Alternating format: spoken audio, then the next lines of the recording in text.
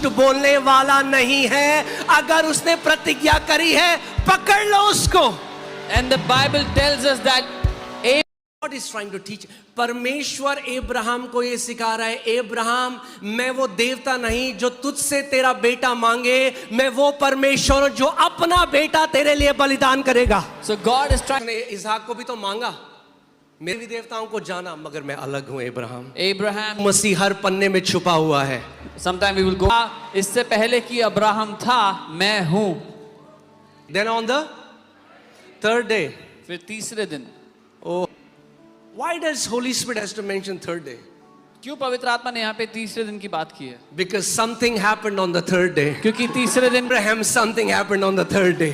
और अब्राहम के साथ भी कुछ हो गया तीसरे दिन। Then on the third day, Abraham lifted his eyes and saw the place afar off. तीसरे दिन अब्राहम ने आंखें उठाकर उस स्थान को दूर से देखा। उसके साथ नौकर है, वो उनको कुछ कह रहा है, और सुनो, विश्वास प्रकट होता है शब्दों से।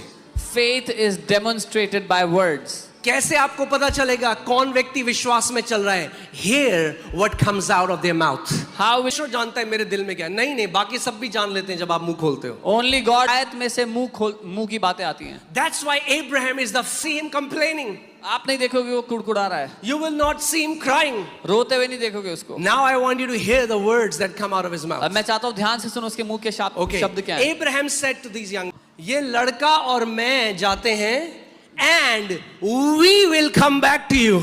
और फिर तुम्हारे, और अंग्रेजी में लिखा, और फिर हम तुम्हारे पास लौट आएंगे।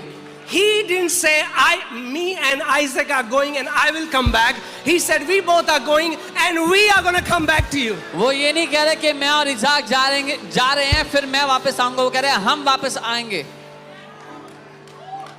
ने कहा अगर इसहाक मर भी जाए तो परमेश्वर जिंदा कर देगा, क्योंकि परमेश्वर ने प्रतिज्ञा की है कि मेरे किसी बीज से नहीं, इसहाक के द्वारा जातियां ब्लेस होंगी।